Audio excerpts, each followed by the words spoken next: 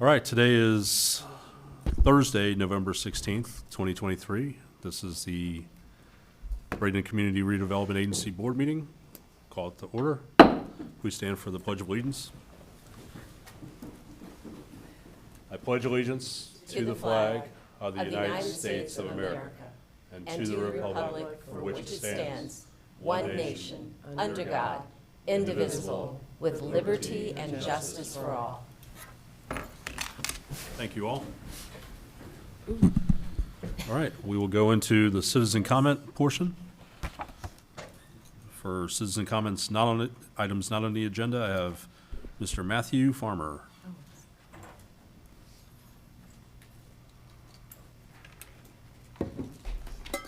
Good morning, everyone, and thank you for allowing me to be here today and speak. My name is Matthew S. Farmer. I am the president of the Artists Guild of Manatee, AKA, you know us more as the Village of the Arts. Again, I want to thank you for your work within our community, and not only ours, but those within the city of Bradenton to eliminate slum and blight, especially now within the village with the purchase of the green property. A while back, then Interim Director Chris Mignon presented a plan for parking within the area. After that, a discussion ensued on that property and what to do with it amongst yourselves. During that discussion, I heard a question asked a number of times: what does the village want? Well, I'm here hopefully to answer some of those questions. Again, on 10/31, Andrew Schroeder, owner of Adobe Graffiti Lounge, presented a petition of 113 signatures from those who walk into his coffee shop and one of our landowners who is adjacent to the property for the need of parking and green space. Additionally, a while back, our mayor, who had come to our celebration of Halloween, made mention that the green property was loaded with vehicles and that he himself had parked there. I'm here to reinforce some of those thoughts. Among the guild members, again, the guild is made up of predominantly landowners and shop owners within the historic overlay district of the Village of the Arts. We did a survey and said, okay, here's this piece of property. What are the needs within our community? And we came up with three distinct things. Number one, parking. I think you've heard that as a recurring theme. That becomes even more important now as we see the Met beginning to open. We believe there's going to be some overflow from that development. Number two, green space. The guild does not, nor the people within the village would like to see one giant blacktop of parking, but a green space. And green space, as we all know, enhances every community. And then finally, a welcome or / meeting space for the guild. Again, the guild is solely made up of shop owners and landowners within our community. I will say that parking there has been very orderly. We have had a number of events there, and again, we've had no contention, no issues, and no problem. Finally, the guild and its members look forward to working with you, the board, and our city in creating a vision for this space that the city of Bradenton and the Village of the Arts can be proud of for both now and in the future. Thank you for your time. Thank you, sir. Thank you. Does anyone have any comments on Mr. Farmer's comment? I don't. I'll just say that they're asking for it, so I don't know what our hesitation is in addressing it. But it sounds like they're parking there already. Mm-hmm. Yeah, do we have to do anything, though? I mean, to beautify it or make it safer or clean it up? Perhaps we should ask our executive director. Definitely need some kind of. So the CRA currently owns the property. And the property, I have yet to determine, other than just to remove some negative influence in the neighborhood. That's why the property was purchased. We have looked at it. I've looked at the parking plan that was brought forward earlier, and that's exactly the kind of parking plan, if we wanted to put something on the property, that I would recommend to add more parking spaces to the area. I also think that with the advent of a new Tamiami Trail Community Advisory Committee, a CAC, that is where this should head, and let the CAC recommend to the board what the community wants.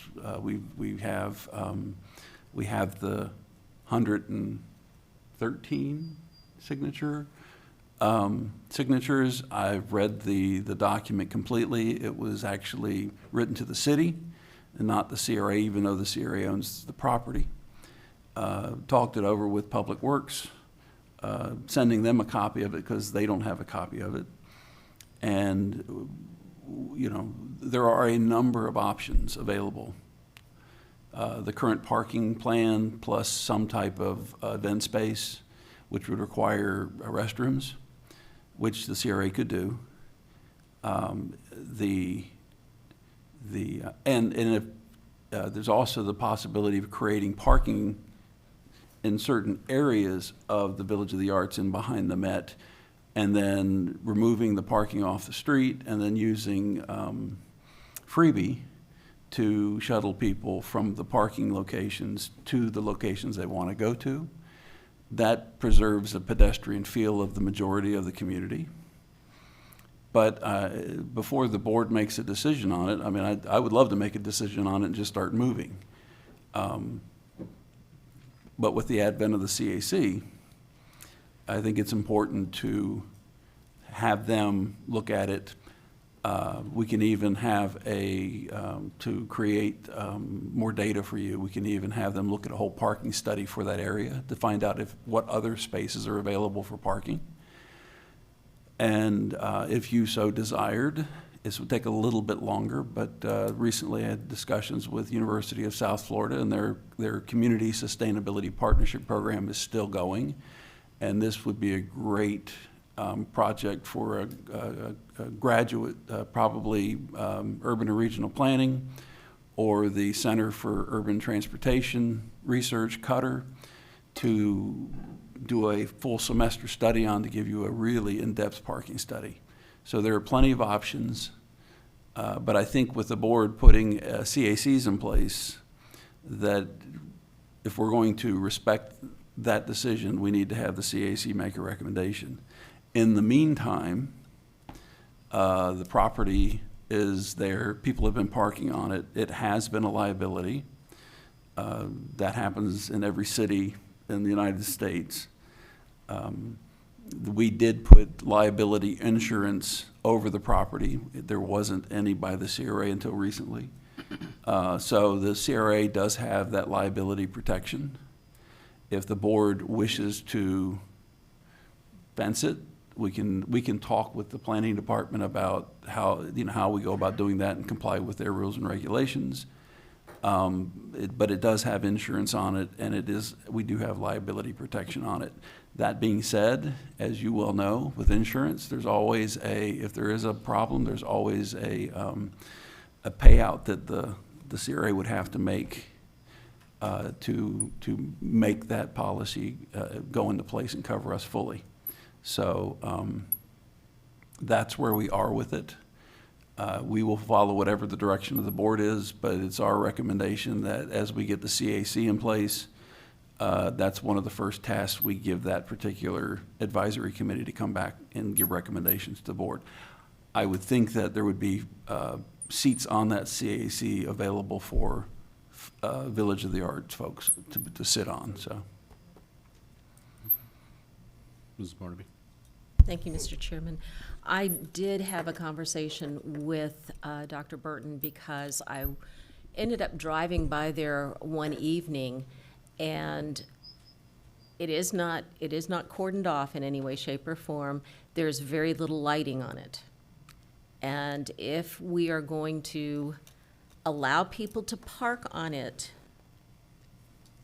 in the shape that it's in right now, I think we need to direct staff to get some lighting on it. I'm not again, I'm not sure if we want to go to the expense of fencing it off. We can choose to do that, and then have the CAC come back with a comprehensive recommendation to us. I will remind you that there's a city to the north of us that did not fence off a piece of property and allowed people to park on it for free, and it was always supposed to be a piece of property that was going to be developed, and because people were allowed to park on it for free, when they started talking about selling it and developing it, then you had a massive amount of people show up at a meeting to tell their city commission that how can you're taking away our free parking, so no good deed goes unpunished. I will say that. I don't know that anybody up here made a decision saying, yes, in the shape that it's in right now, if people want to take the risk of parking there, they can do so. It just kind of happened because it was not secured. So with the understanding, if people want to continue, if we want to keep it open and allow people to park there, I would send the message back that this is not the permanent solution. But it is something that is allowable at this point in time. We could ask the city's risk manager to go out with us and give an analysis of what would need to be done to reduce the risk. And at the same time, if this board wanted to make it available temporarily for parking, we could place a sign stating that this is temporary parking until the CRA board makes a further determination. Mr. Mignon, didn't the risk manager take a look at that property previously?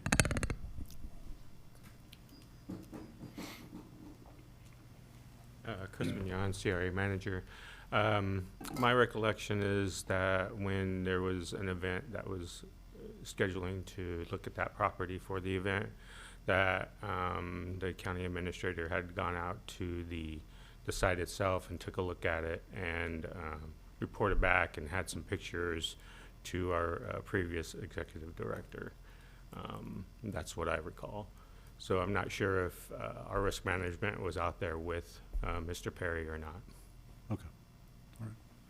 Yes, and then, Yeah, I don't recollect exactly what we paid for that property, but I do remember I felt we were paying over market, which is something that you do when you want to get rid of slum and blight. I understand that. But I definitely viewed that purchase when using, you know, the dollars that we're entrusted in, with in the CRA as a placemaker for something in the future that will hopefully pull things up. So I'm not ready to say it can be a parking structure forever or a parking lot forever. I'm fine with them using it now and with clear understanding that it's a placeholder. I just think that's too much money to spend for that piece of grass to Right park now, it's on. really mostly just dirt and rock. There's not a lot of grass. Well, I'm just saying, I did, when I made the decision my vote in favor of purchasing that property was really with the thought that in someday in the future, it would be a benefit to help pull the values up in the neighborhood. And maybe that's a parking lot, I don't know. But that seems like a lot of money to spend to recoup. How do you recoup that? So. thank you. Mrs. Coachman. Thank you, Mr. Chair. I was thinking, and now you've said that, I'm glad we're having this discussion because I understand there's some rumbling around in the public that we're going to put affordable housing there. So I'm glad that we're having this discussion so that lets the public know that we have not decided or there's not been a definitive decision on what to do. But that is rumbling around too, just letting you know. Okay, thank you. Yes, ma'am. I wanted to clarify, Dr. Burton raised some good suggestions. And my point is not whether or not, I don't know what should go there, but I want to be responsive to a community that has consistently been bringing it up. So my point was just, I hate to delay. So if there's something that we could be doing in the interim while we're organizing the CAC, I feel that we should go ahead and pursue that, whether it's a study, whether it's a graduate program. I would think that it would be, my suggestion would be that we direct staff to go ahead and begin the process of organizing options to present to the CAC so that we're not waiting till we have the CAC, then going back and forth at what we're gonna give them or whatnot. Is that a motion? Sure, yes. Second. Okay, Please discussion. clarify your, Discussion? well, please clarify the motion for the record. I move that we direct staff to organize options to present to the CAC for the best use of the property, considering the persistent requests of the local community surrounding it. The best interim use of the property or permanent, because, Right, no, I would say the best permanent one. I agree with Ms. Coker that if we feel sufficiently insured, the fact that they're using it right now is not something that I have a strong opinion about. okay. And do you second, Second. okay. Motion is second. I For really discussion. hate that we're coming out of the gate.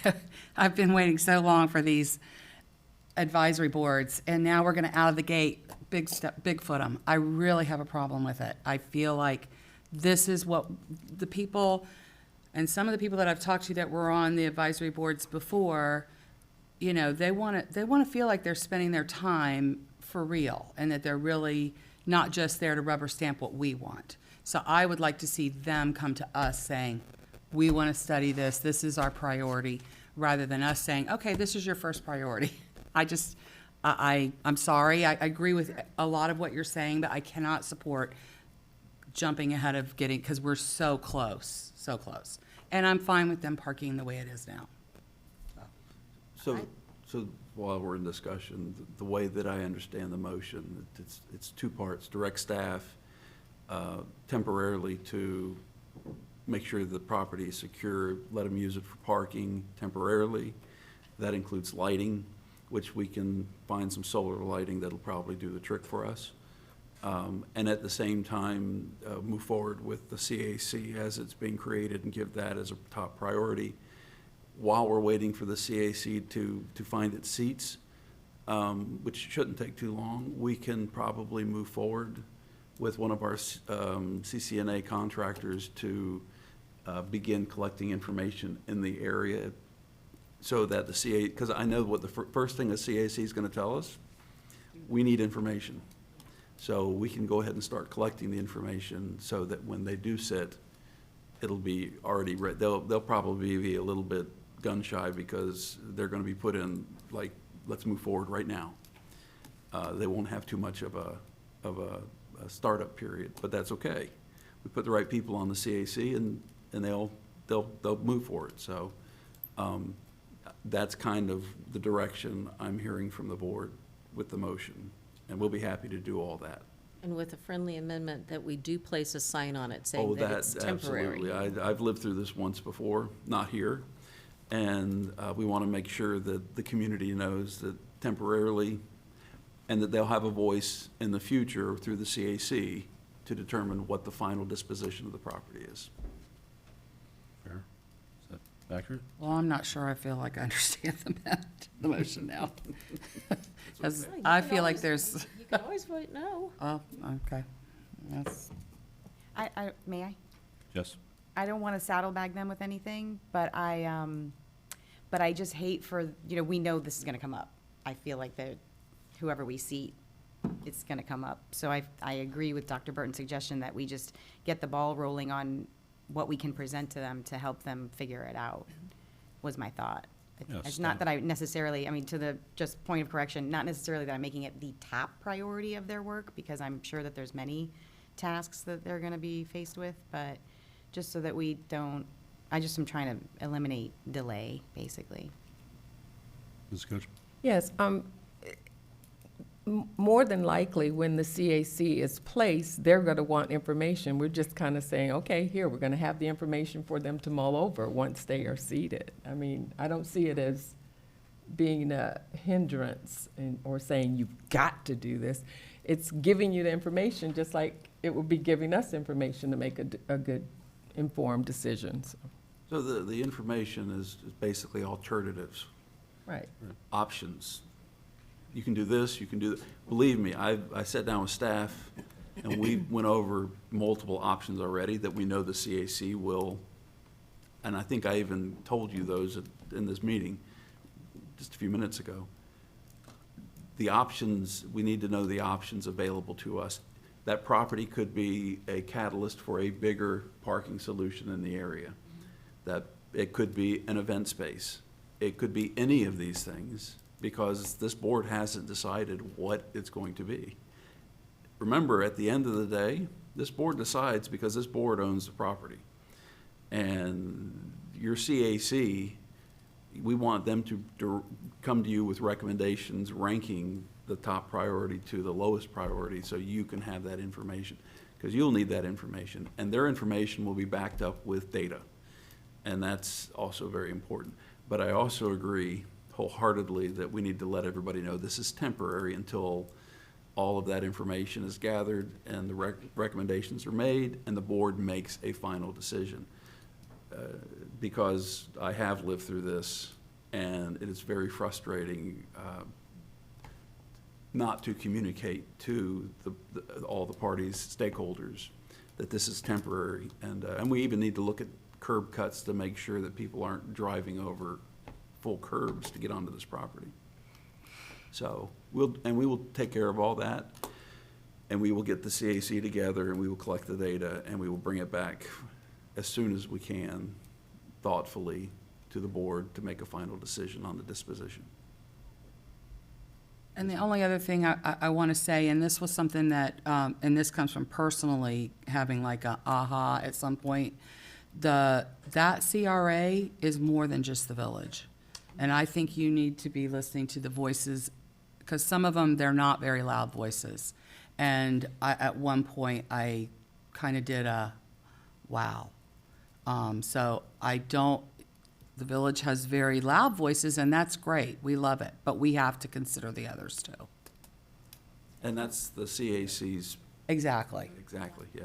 And, you know, I'm glad you said that, because there's a portion of the Tamiami Trail CRA on the east side of 9th Street that seems to have been forgotten all these years. So I'm glad you said that. There is more, but the village is definitely our jewel, but there is more. Any further discussion? Okay, a motion and a second. We'll start the vote. Yes. Ms. Moore? Yes. Ms. Coachman? Yes. Myself, yes. Ms. Coker? I guess yes, but I have concerns. Okay. That's a yes. Mrs. Barnaby? Yes. Passes 5-0. All right. And let me just say this, if you don't have concerns when you vote, you don't care that you're up here. That is true. Always. Very true. Well, sometimes I'm so certain. All right, on to consent agenda.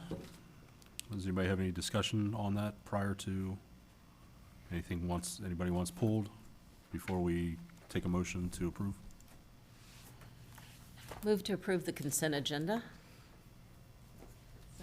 Motion is second? Second. There was a second by Mrs. Oh, Coachman. sorry, I didn't That's hear all it. right. It's okay. No, I will defer to her. That's okay. Well, she said it first, so it's hers. She's soft-spoken, but she carries a big stick. Absolutely. Any discussion? All right, all in favor, say aye. Aye. All right, passes 5-0. Next on the agenda, all CRA districts, Mr. Burton, Dr. Burton. Yeah, 5A is we're returning the advisory committee policies to the board. If we can get through these today, there will be resolutions in December to remove existing policies and adopt the new policies for all the CACs.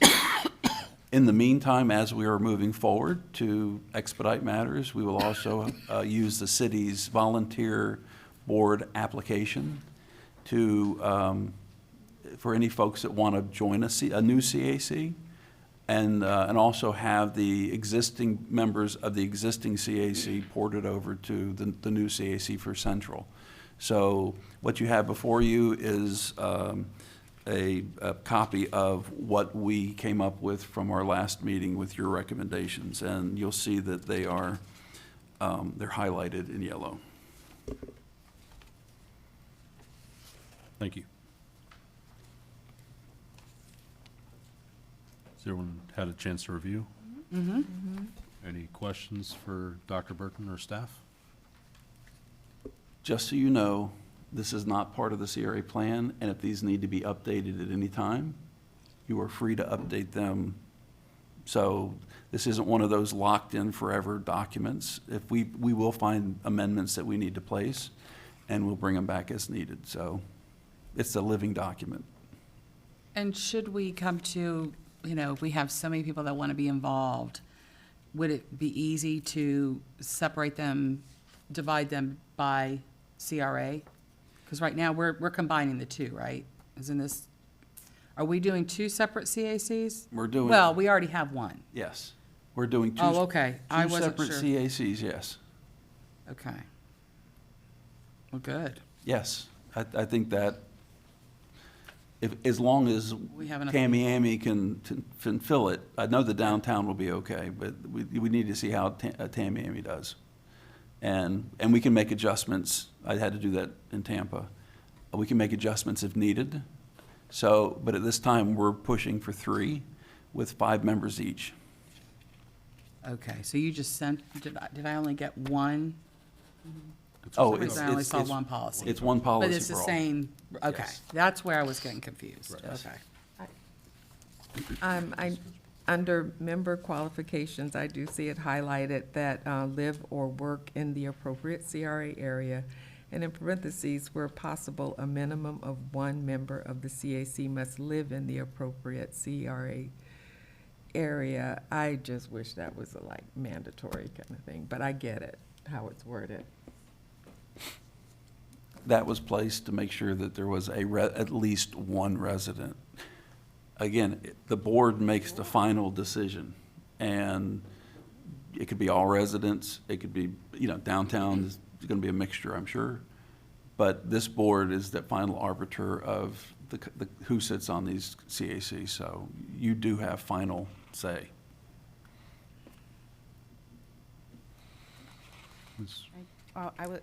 I defer to Ms. Coker and Ms. Coachman because I feel like you two really were the ones that had strong opinions on the composition and representation. So if you find the highlighted language acceptable, I'm good with it. Yeah, no, I think it's good. And like he said, if we feel like we need to change it later, we can. Yeah, Are you making a motion to approve the I policies? am. Motion to approve. Thank you. Policies as presented. There's a motion on the table Second. and a second to Mrs. Barnaby. All right. Any further discussion? I'm voting with concerns. So noted. Look at us. No further discussion? Take a vote. All in favor, say aye. Aye. Any opposed? Passes 5-0. We will do our best to have the resolutions back within a month and have the application available and please, if you have folks that want to sit, please have them contact us so we can get the applications out to them. All right. Next on the agenda is proposed 2024 CRA meetings.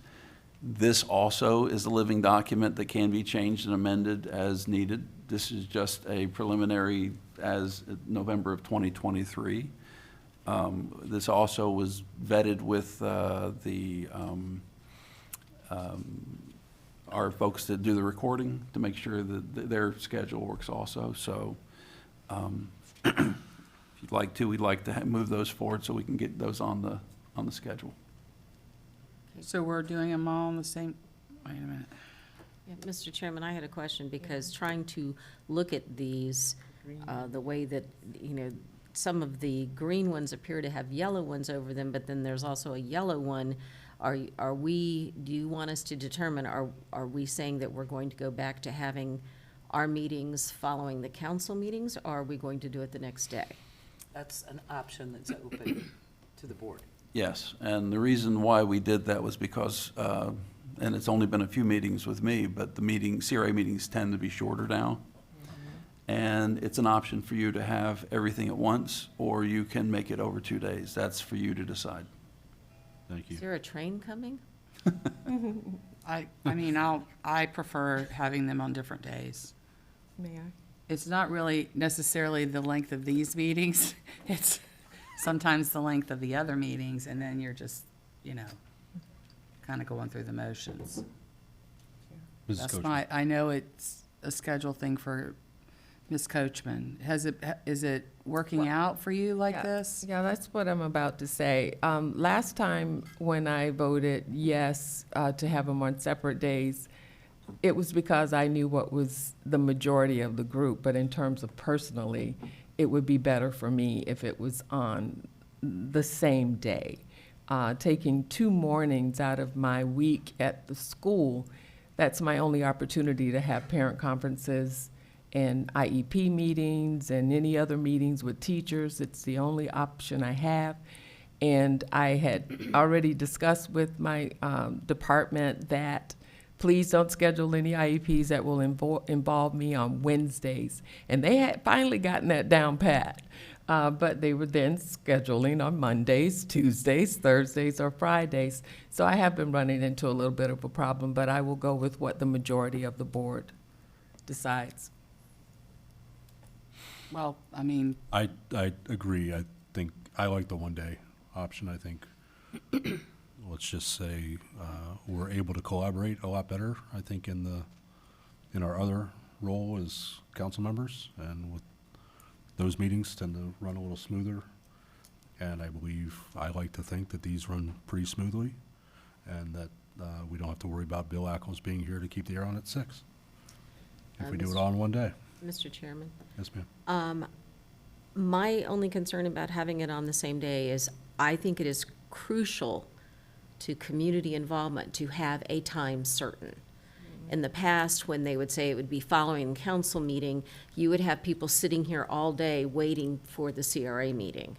And I think if we're going to have it on the same day as the council meetings, then maybe we ought to start it at like 2:30 or 3 to give us plenty of time to do what our other job is on that Wednesday and be able to have a break.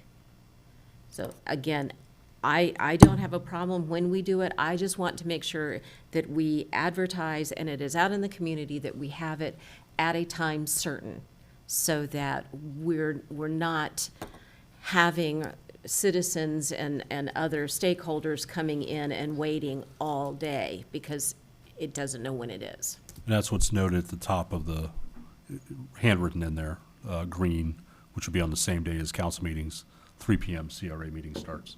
May I? Yes, ma'am.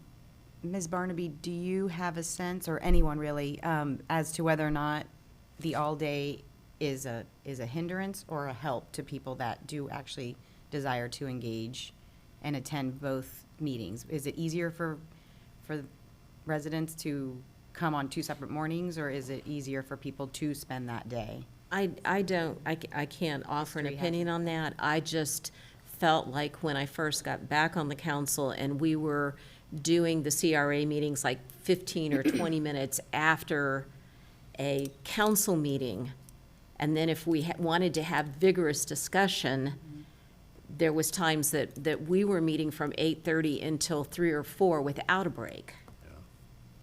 I don't think anybody's in favor of that No. situation at all.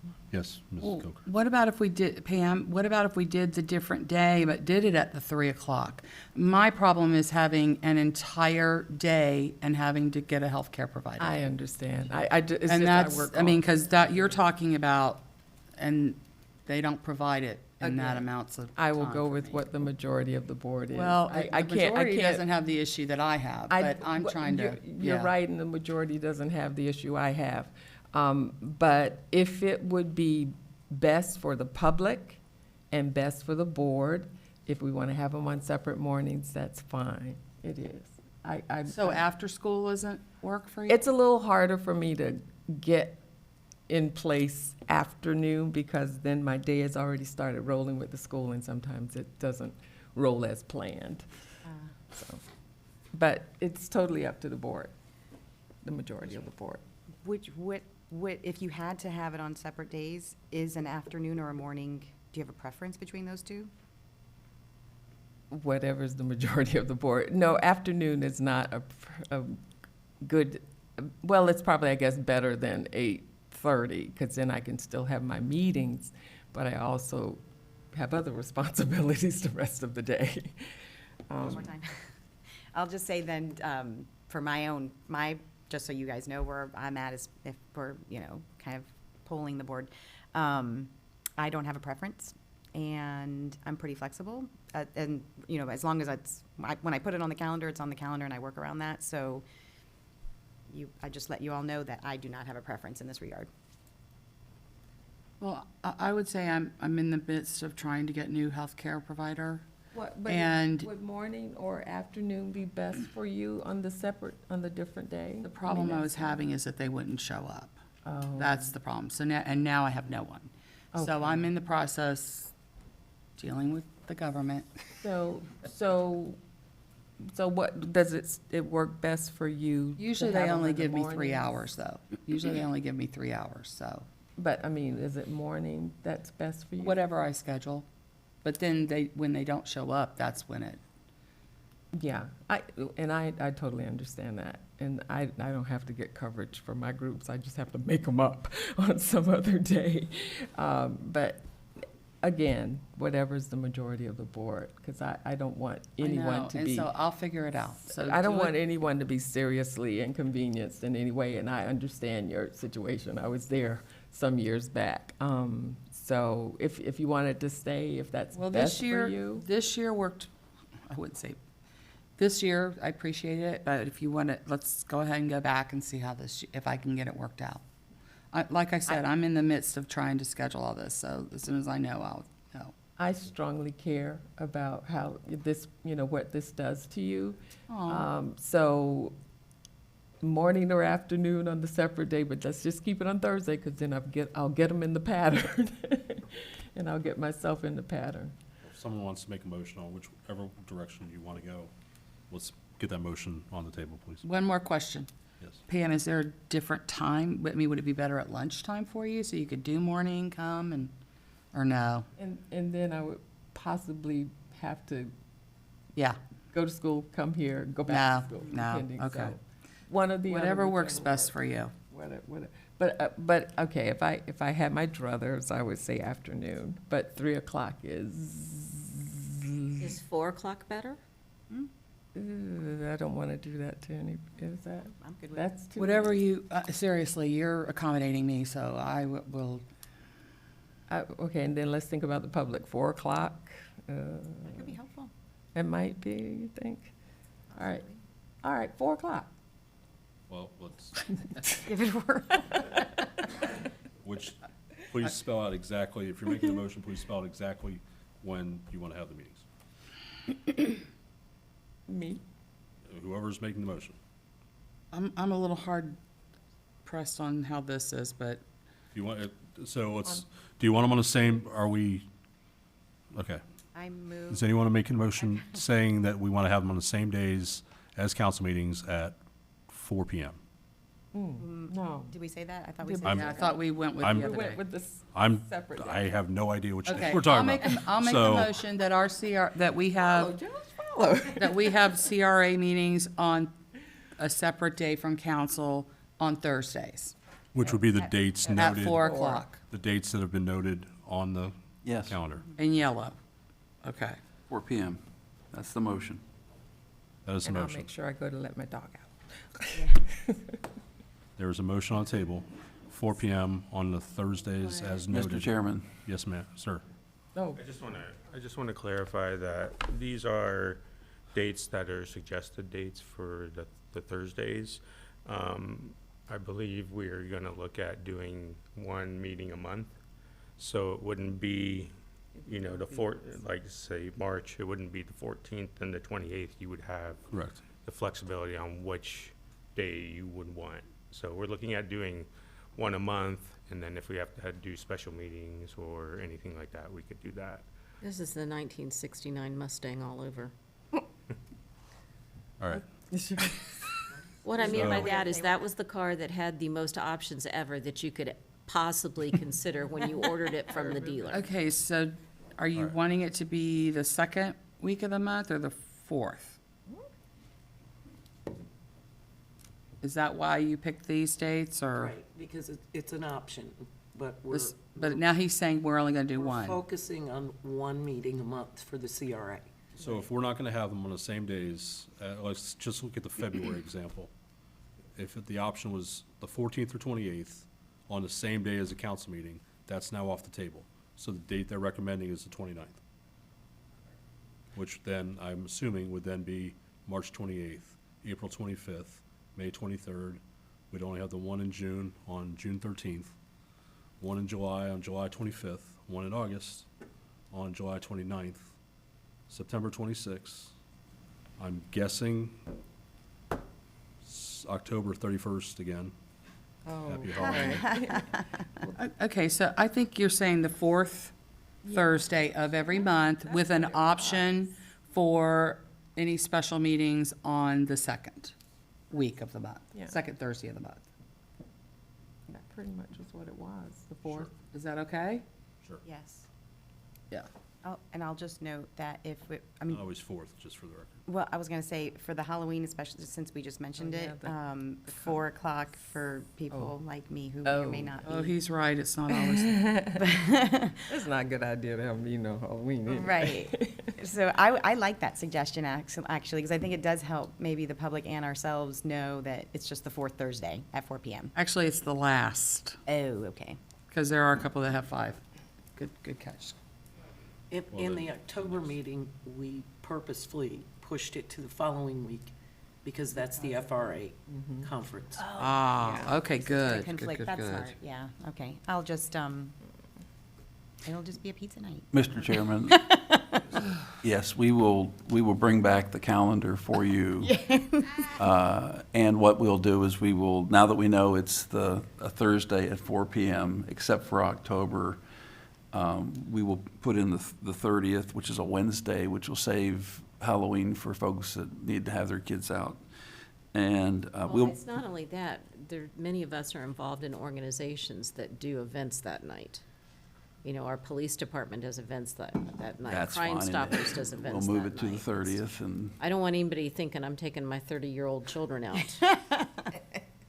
I thought you were taking your husband, so. No. But we will bring that back to you for one final look in December.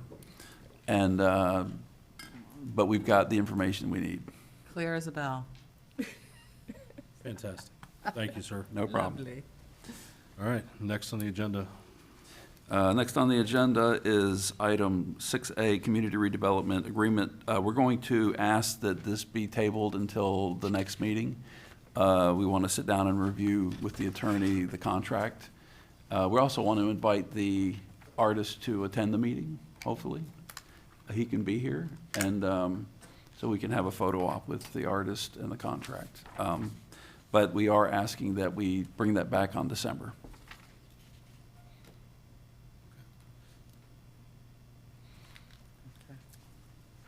All right. Mr. Chairman, on item 7, other business, we do have a couple of items.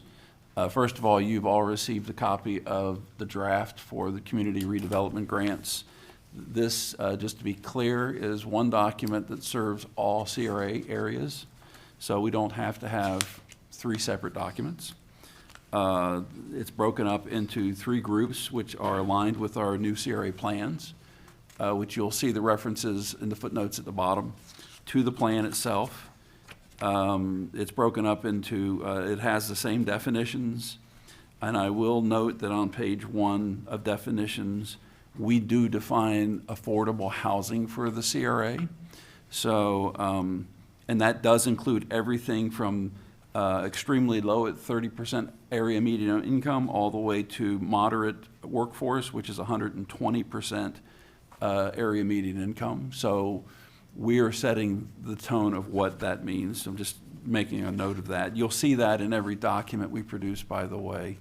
That way it's clear to everybody. The grants are broken up into economic, environmental, and social grants.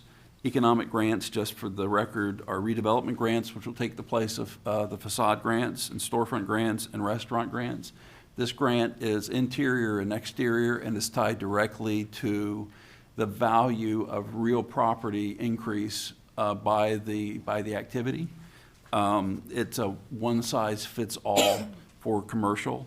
CPACE, which is a program the state puts on, it's commercial, it's a financing program, and it will work really well for us. What it does is it allows commercial property owners to, for alternative energy, and also in Florida for wind and flood mitigation.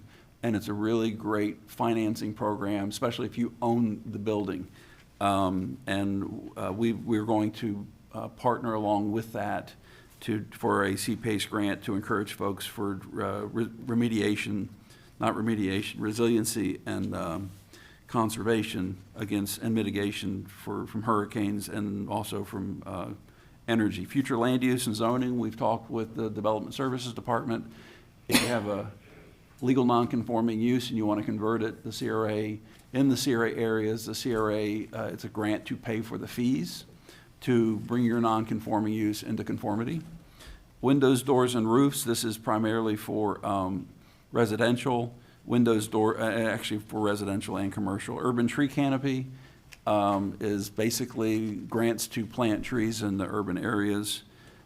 Infrastructure, we talked to Public Works yesterday, it basically helps make undevelopable parcels in the city developable. And that could be sewer, water, roads, any type of infrastructure, and working with Public Works on that.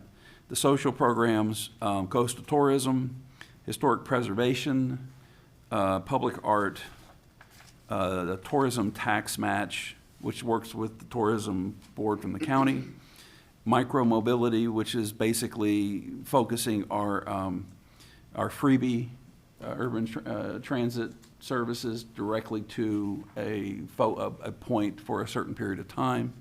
Income-based housing repair is a grant that works with your code enforcement department and the magistrate to help with making repairs to resolve code enforcement issues. That's residential.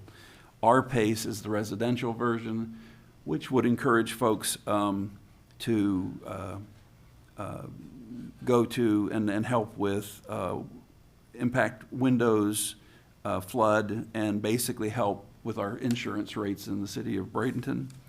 It has eligibility requirements. There is a list on 4.10 of non-residential properties, certain uses that are not allowed in this, and that comes directly out of the city's code. We'll double check that to make sure that, because I probably used Municode for that, and I need to just double check to make sure that that's the correct list that the city currently has.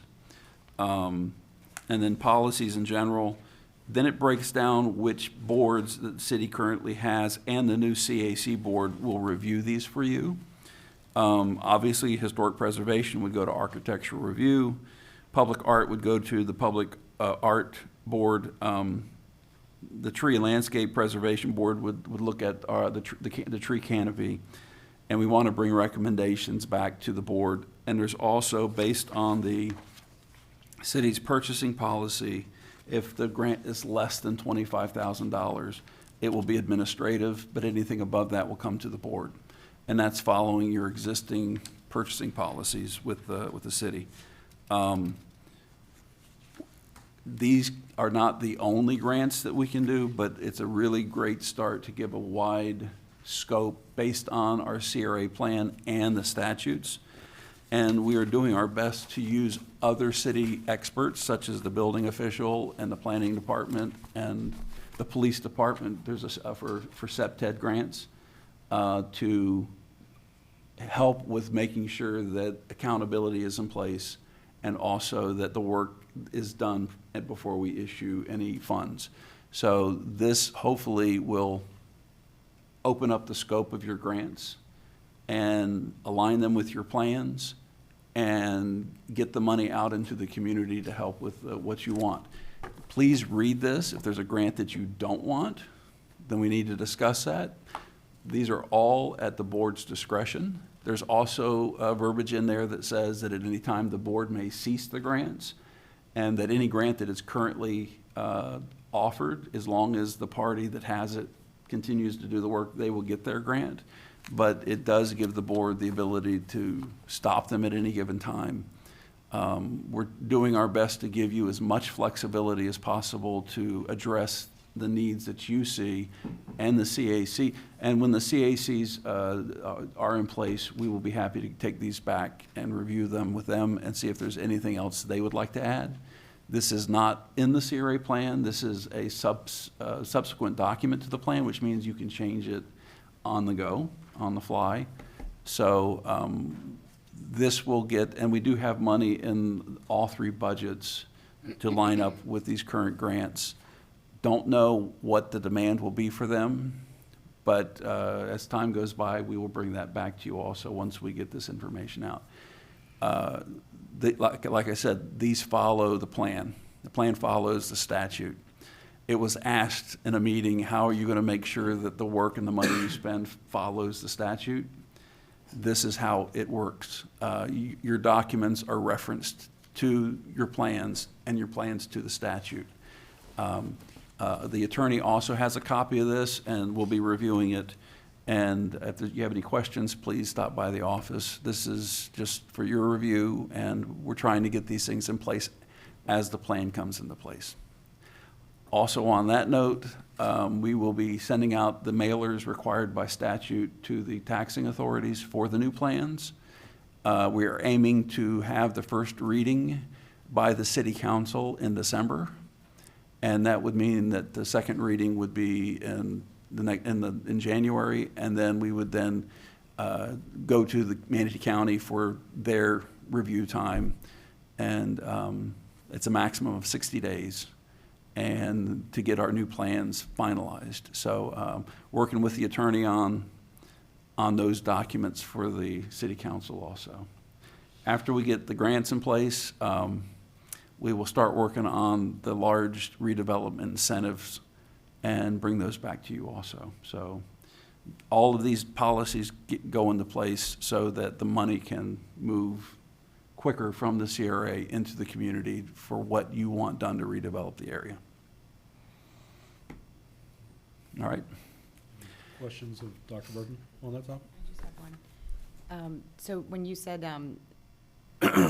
incentivizing the redevelopment, that is not a specific grant, that's just gonna be something that we're gonna do? The incentives are for anything over $1 million.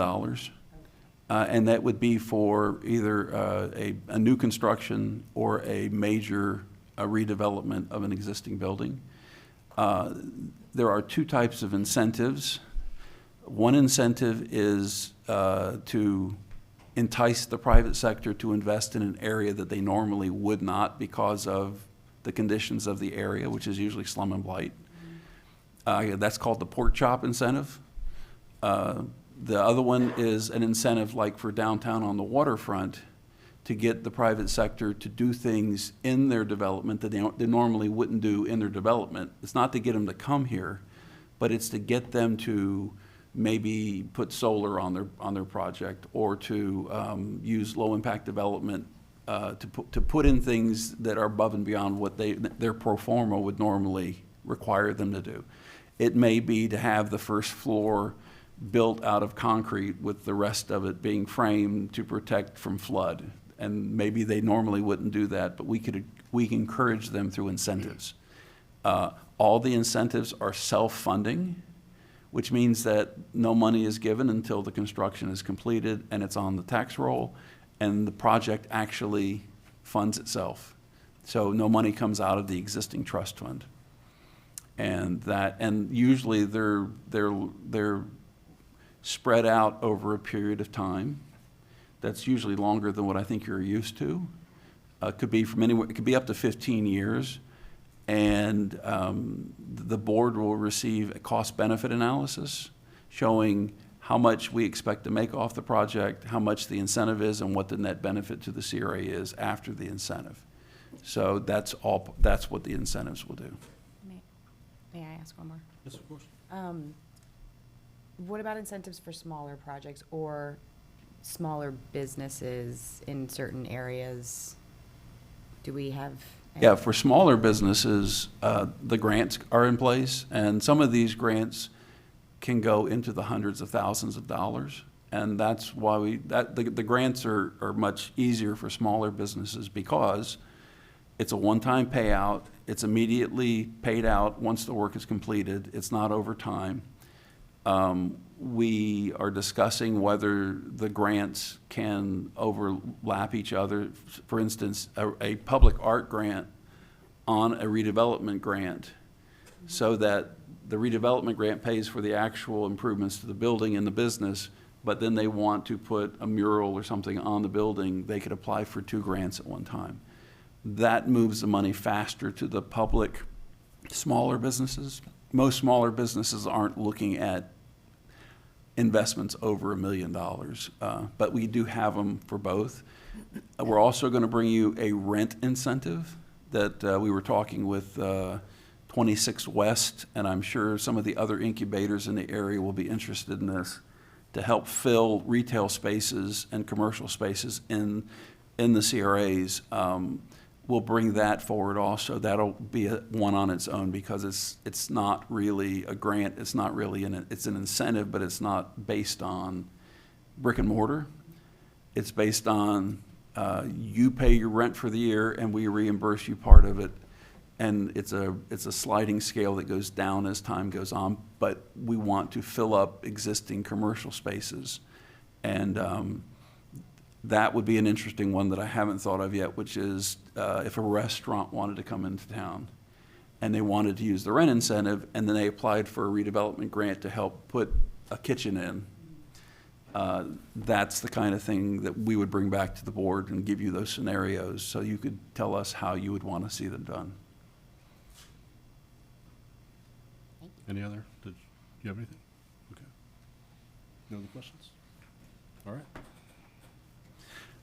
Also, we'll have a public art short presentation on what's going on with public art other than the Singing River. Good morning, Jean G. Farmer, Public Art Coordinator. I just wanted to let you know that there are other things that we're in the works doing. We have a new student public art board member, and she will be here in December, so you can meet her, maybe get another photo op. We work with Jeremiah Bowman from the School District of Manatee County. He's the one that helped us get Edna Diaz Morales, and she's a senior at Manatee High School. And also, we're working with him. The Public Art Advisory Board on November 28th is going to do the jurying of all of the Manatee County student art that's going to be on our banners. And that's going to happen in January. So that'll be kind of cool. And the theme of it is Bradenton Reads. Does that sound familiar? That was the theme from the grant that we were working on with the Bloomberg grant. So it's just nice to know that those things are still moving forward and, you know, we're still having some kind of a cohesive theme moving forward like that. The last thing I wanted to tell you about was we, remember when I asked you for, you know, some guidance on sidewalk stamping and asphalt art and signal boxes. We're working on all those. The first one with some movement is the sidewalk stamping because there are sidewalks getting ready to be poured. And we don't have the poetry part down yet, but I have been doing the research and looking for the area artists so we can do a call, that sort of thing. But in the meantime, we ordered a stamp that says the Friendly City on it. And so we're going to stamp that. It's only about 2 feet wide. It's just a small thing, but it's going to give us the chance to look at the process, see how it works, see if we like it, because it's different in Florida than it is in St. Paul, Minnesota. So that's going to be happening hopefully in December, and around February, March, and that will be in the CCRA district, and then in February, March, hopefully a test spot on the 14th Street. So. I mean, the 9th Street, I'm sorry. Oh. The 9th Street West and 11th Avenue. So that's all I had for you. Thank you. Any questions? Also, just to let you know that we are working with the FRA Board of Directors to have one of their board meetings in Bradenton. We're shooting for February. We want to use the Manatee Room at the Bishop. but apparently there's also a number of weddings going on in February. Apparently that's the high time for weddings. So it'll either be in February or soon thereafter. The board will be there. We'll also be having a CRA Board 101, a Land Trust 101, and a Main Street 101. We will record them so that if you can't attend, that you can watch the recordings.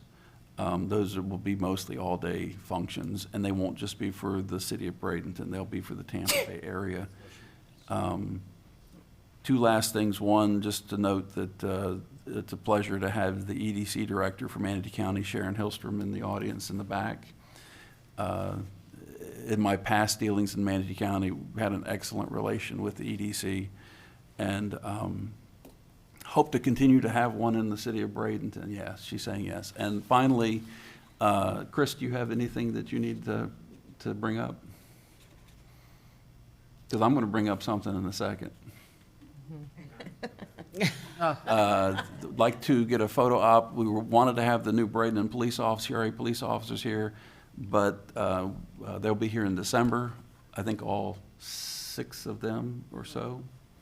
And but just to let you know, at the last FRA conference, the Florida Redevelopment Association conference, Chris took and passed his final exam for his certification. So while we don't have the police officers, we do have a presentation and a picture to take to for the city. So if everybody can just get right around Councilwoman Coker, and we'll bring Chris up here and take a picture with them.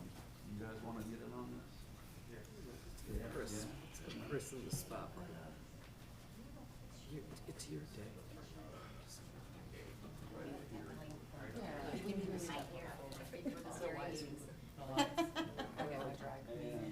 Yeah, this is gonna work. This will be great. This will be great. I'm sorry.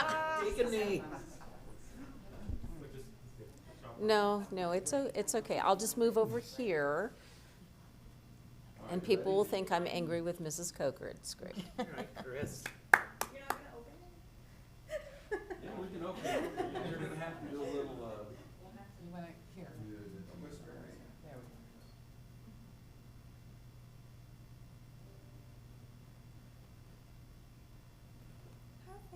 Thank you. Congrats, Chris.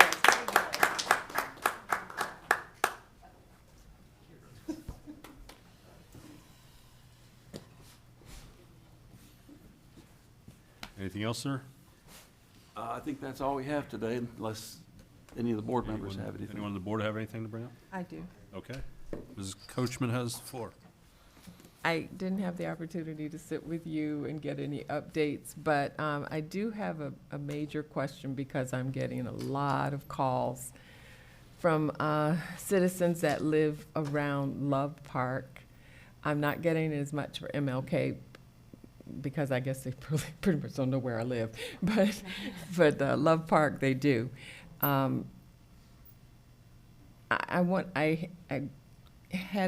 had just a short moment to talk with Chris.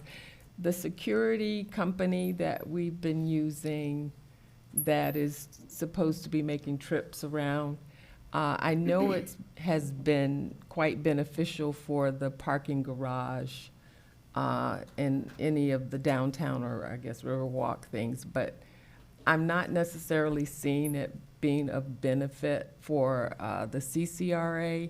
So I have questions about the CCRA actually having to contribute to that if they're going to just pretty much focus. Love Park now is pretty much getting overrun again. Hate to lose that park and hate to put a lot of money into that park, and all we're doing is fixing it up for. So to answer in a broader picture, we can take a look at the security and make sure that either they're doing their work in Central, and if not, then we can go back and look at the budget. Okay. Number one. Number two is we had a meeting with the CAC this week to talk not only about Love Park but about MLK. Mm-hmm. They're both, yeah, I just don't get as many. And basically, they asked the same question that I informed you of about the parking in Village of the Arts, about collecting data. They agree that we need to relook at the park situation in the Central CRA, and they would like data on alternatives. So we told them that we will be happy to put together some options for them to make recommendations back to the board. They have concerns about both of those parks also. And so we want to make sure that the community lets us know what they would like to do, whether it is to continue to invest in those parks or to rethink parks in general in the area. So I'm glad you brought that up, because that CAC is currently doing exactly what you're asking them to do. So we'll bring you back that information, and at the same time, we'll check with our security. I'm sure if you've talked to Chris, he's probably already on it, and make sure that we're getting what we pay for.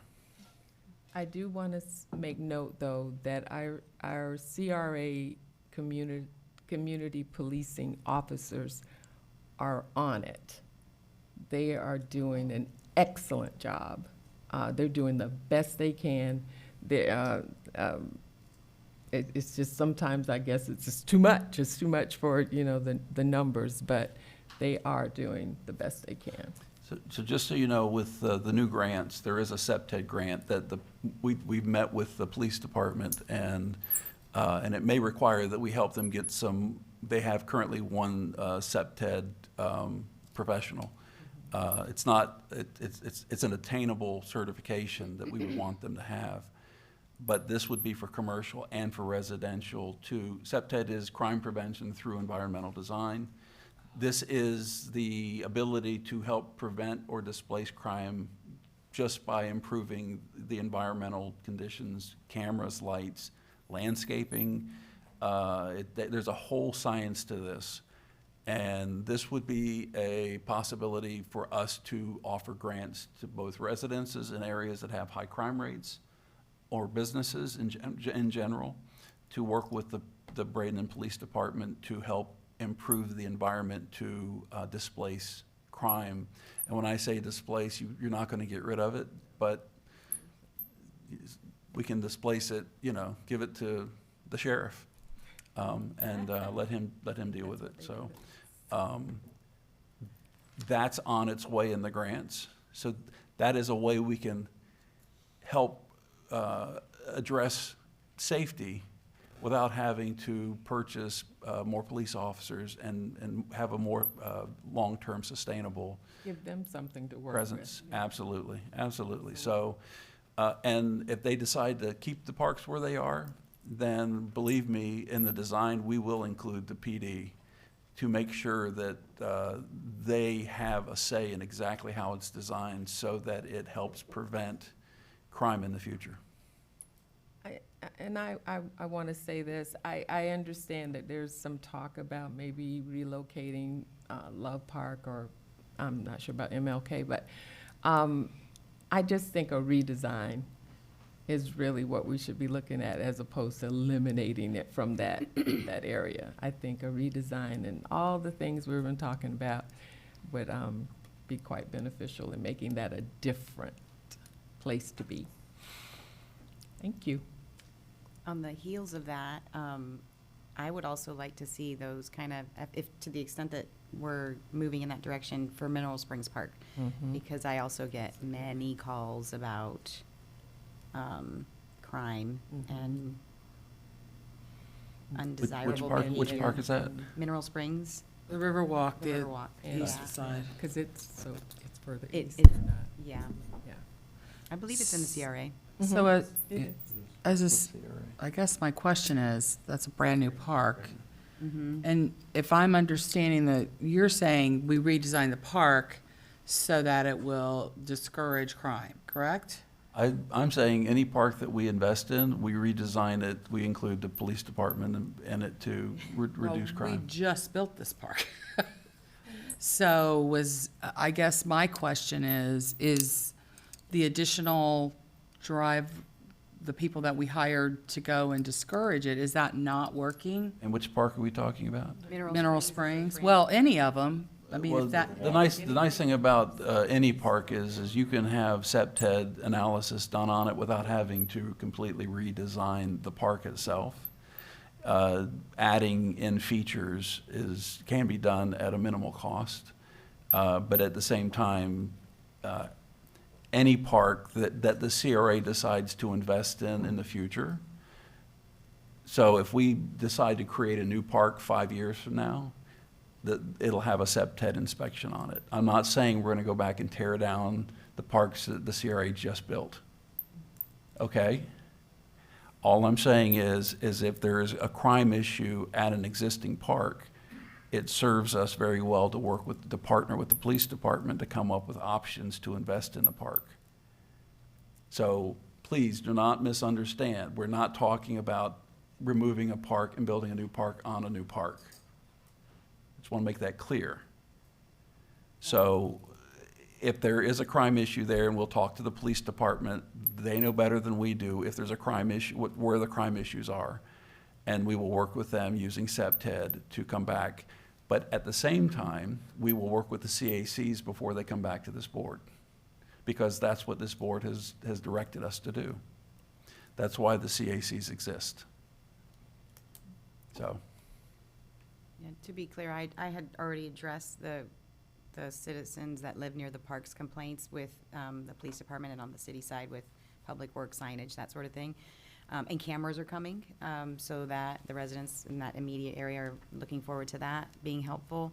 But it hadn't occurred to me to ask the CRA to ask the security guards to maybe incorporate that park in the loop or the SEPTED. Just examining whether there's anything there. But I agree, the park is beautiful and wonderful, and I think it's lovely just the way it is. It's just, we're just getting, people coming off the Riverwalk and then engaging in behavior that's not fantastic. no, I think, did you want to talk? Yes, I was just allowing the follow-up from Mrs. Moore, Mrs. Barnaby.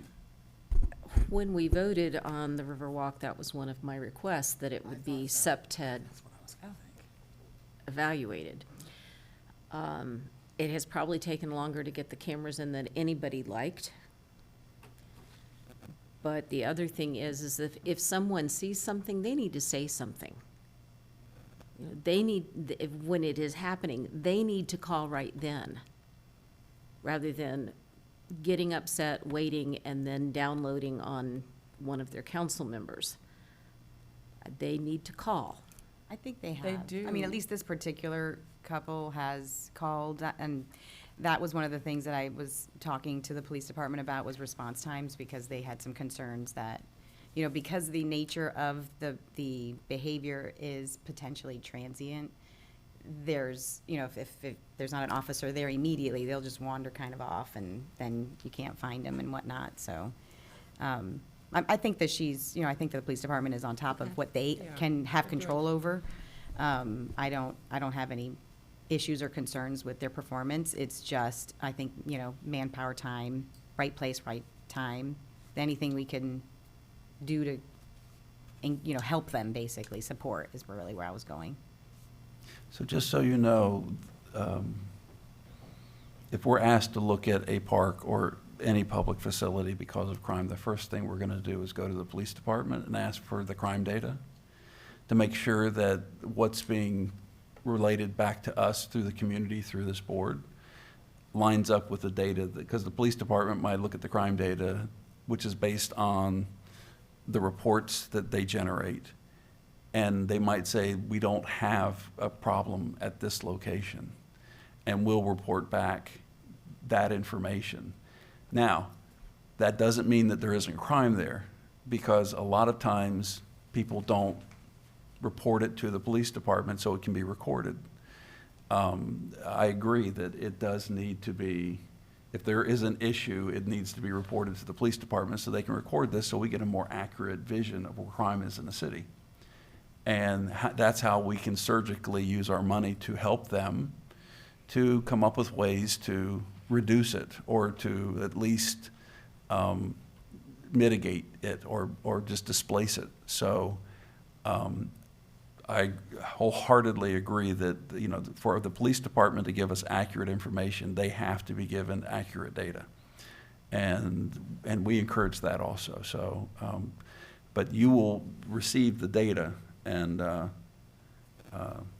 that's the one thing that we will make sure we do with them is to make sure they provide us. It won't be specific data, but it'll just be very general data that's basically says, yes, you are correct, there is a crime issue. And as a board, that gives you a lot more support to spend money that you're responsible for on crime reduction. So I've been very pleasantly impressed with the Bradenton Police Department. I've worked with numerous others, and I have to say that, you know, they are on it. They are. They are. So I agree. I just want to make a comment. It's easy for us to sit up here and say there's crime happening. Just to say, some areas, they're not going to necessarily report it, because if it's in any way comes back that they have, you know, you've heard that phrase, and I'm not going to say it on camera, but so that has an impact, and that's unfortunate. But BPD, the Bradenton Police Department, the community officers, and the officers that are on patrol are doing the best they can. I see it up close and personal. and just remember, these new grants, anybody can apply for a SEPTED grant to improve the conditions of their property in the CRAs. So if there is something going on that we can't see, that doesn't prohibit a homeowner or a business owner from working with the CRA and the Bradenton Police Department on a SEPTED grant to help improve the environment so it reduces crime. So I think the best way to address this is a recipe and not an ingredient. And the more ingredients we can put in the recipe, the better it's going to end up. And I think these grants will, that's something that this board, if someone comes and says, hey, at my house, we're having issues with the house down the street, well, we have grants to help you. And we'll be more than willing to focus our resources doing that. Anybody else? Oh, I just wanted to chime in that I specifically remember the conversation that we had when we had the vote for the Riverwalk East, that BPD had, I have never heard SEPTED before, but whatever it is, you had called it something different at the time, but I thought, that it was great for them to look at things to make sure that it discouraged crime. So I know that was supposed to have been considered in the design at the time of its. I wasn't on the board. I worked for the police department at the time. I have all faith that was done. I do too. However, Yeah. things change, and that's where it has to be looked at again. And may I clarify? Sure. This was not in this constituent was not criticizing the police department. They actually were giving the police department accolades because whenever they've called, the police department has then had a dedicated presence in the park, and they immediately, when there's a police officer sitting in their car at the park doing the paperwork and whatnot, people don't do things. They behave. But then, of course, that's not rational, or, it's not feasible to have a police officer there all the time. So, whenever they have to be pulled out of that dedicated focus, then you start to see the behavior return. So, no, they've been working with the police department. The police department has been fantastically responsive to this particular couple of residences and their concerns. It's just manpower, I think, and how feasible is it to always have an officer there? What else can we do to support having that presence? Deterrent, I guess I could say. Okay. Anything else? We'll also be bringing you budgets for updates. There's a number of things that have gone on since my arrival. You approved a budget, but it's going to require some updates. Hopefully we'll have that to you in December also. All right. That's Anybody it. else on the board? Okay, we'll be adjourned.